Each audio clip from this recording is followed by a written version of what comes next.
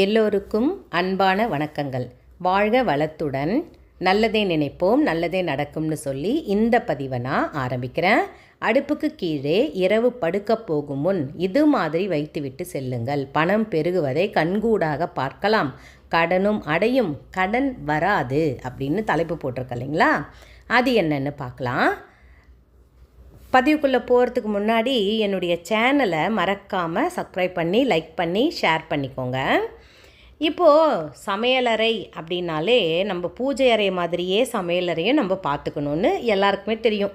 முடிஞ்ச அளவு நான் சொல்கிறேன், நைட்டு படுக்க போகும் முன்னே அந்த எச்சில் பாத்திரம் ஒன்று கூட சிங்கில் கிடக்காமல் பார்த்துக்கோங்களேன்.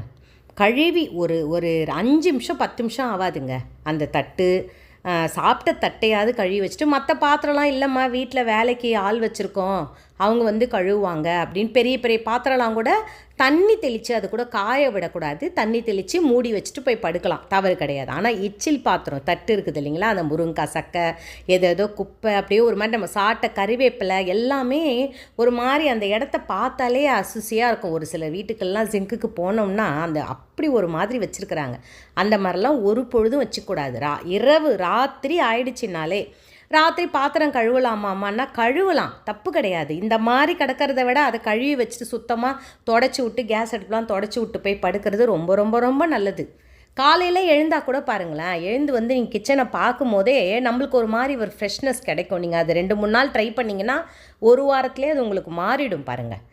இப்போ என்ன பண்ணணும் பார்த்தீங்கன்னா, நிறைய பேர் சொல்கிறீங்க இல்லைங்களா, ஒரே பிரச்சனைமா, எந்த நேரம் பார்த்தாலும் கடன்காரங்க தொல்லை, கடன் பிரச்சனை, கடன் எங்களுக்கு இருந்துக்கிட்டே இருக்குதுமா, கடனே அடைய மாட்டுதுமா அப்படின்றவங்களுக்கெல்லாம் இது நீங்கள் நித்தம் கடைப்பிடிச்சிங்கன்னா கண்டிப்பாக சொல்கிறேங்க, உங்களுக்கு பணம் பெருகுவதை கண்கூடாக நம்மளே பார்க்கலாம். ஆனால் தொழிலையும் நம்ம ஒரு கவனத்தை செலுத்தணும், நம்ம வேலையிலையும் நம்ம கவனத்தில் செலுத்தணும். பெண்களாக இருந்தாலும் நான் வீட்டு இல்லத்தரசிமா அப்படின்னாலும் ஏதாவது ஒரு வேலை கை வேலை செஞ்சு ஒரு பணம் ஈட்டுறதுக்கு நம்ம எதனாவது ஒரு வழி பண்ணிக்கிட்டே இருக்கணும். சரிங்களா? இப்போ கேஸ் அடுப்பு கீழே என்ன வைக்கணும், கேஸ் அடுப்பை முதல்ல தொடச்சிடணும்.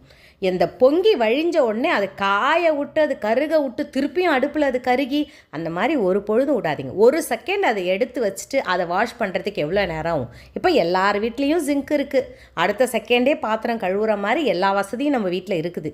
அப்போ என்ன பண்ணணும், பால் பொங்குச்சா ஏதோ என்னைக்காவது ஒரு நாள் பொங்க விடலாம், தினமுமே பொங்க விடக்கூடாது. அதேமாதிரி சாதம் பொங்குச்சா உடனே அதை எடுத்துட்டு ஒரு செகண்ட் ஆகாது அதை வாஷ் பண்ணி போடுறதுக்கு. கேஸ் அடுப்பை துடைக்கிறோமா, தொடச்சிட்டு பச்சரிசி மாவால் ஸ்ரீ அக்ஷயன்னு ஒரு இதில் அந்த கேஸ் அடுப்புலாம் கொஞ்சம் பெருசாக இருந்துச்சுன்னா அது மேலே எழுதலாம். இல்லை அது இடம் இல்லைம்மான்னா அந்த கீழே கேஸ் அடுப்பு கீழே இடம் இருக்கும் இல்லைங்களா, அந்த இடத்துல எழுதலாம். இல்லை நான் மண்ணெண்ணெய் ஸ்டவ் தாம்மா வச்சுருக்கிறேன் அப்படின்னா கூட நீங்கள் அதில் கூட செய்யுங்க, தவறு கிடையாது. நம்ம அன்னபூர்ணி தாய் வசிக்கிற இடம், எந்த நேரமும் நமக்கு அரிசி கிடைக்கணும், எந்த நேரமும் நம்ம சாப்பாடு சாப்பிட்ணும். ஒரு சிலர் பணம் இருந்தால் கூட எனக்கு காசு சாப்பிட முடியாமல் வேணால கொலஸ்ட்ரால் இருக்குது, சுகர் இருக்குது, அது இருக்குது இது இருக்குன்றாங்க இல்லைங்களா. அந்த மாதிரி இல்லாமல் என்ன அன்னபூர்ணி தாயே நோய் நொடி இல்லாமல் வையி, நான் கடைசி வரைக்கும் நான் உயிர் வாழ வரைக்கும் சாப்பிட்டுக்கிட்டே இருக்கணும் நான், அந்த மாதிரிலாம் கூட நினைக்கிறவங்களாம் இருக்கிறாங்க. சாப்பாடு நல்லா சாப்பிட்ணுன்னு நம்ம வேண்டிக்கிட்டு, கடன் வரக்கூடாதுன்னு வேண்டிக்கிட்டு ஒரு சின்ன கிண்ணத்தில் பச்சரிசியை போட்டு கேஸ் அடுப்பு கீழே வைங்க. இது ஆல்ரெடி நான் ஒரு சொம்பில் தண்ணி, கல்லுப்பு, சாதத்தை தண்ணி ஊற்றி வைங்கன்னு நான் சொல்லிக்கிறேன். அப்படி சப்போஸ் இந்த சாதம் சில பேர் மதியத்தோடு தீர்ந்து போயிட்டு நினைக்கிறவங்களுக்கு இது ரொம்ப பயனுள்ள தகவலாக இருக்கும்னு நினைக்கிறேன். ஒரு சின்ன பவுலில் பச்சரிசி, முடிஞ்ச அளவுக்கு பச்சரிசியே போட்டு வைங்க. போட்டு வச்சுட்டு அதை காலையில் எழுந்தோடனே அந்த கேஸ் அடுப்பை இன்னொரு தடவை அந்த போட்டுக்கிற எழுத்தெல்லாம் எழுதிலாம் தொடச்சிட்டு திருப்பியும் தொடங்க. திருப்பியும் காலைல எழுந்தோடனே கேஸ் அடுப்பை நம்ம துடைக்கும் போது, கேஸ் அடுப்புன்னு இல்லை எந்த அடுப்பாக இருந்தாலும் தொடச்சிட்டு அதை நம்ம பற்ற வைக்கணும், தொட்டு கும்பிடணும்.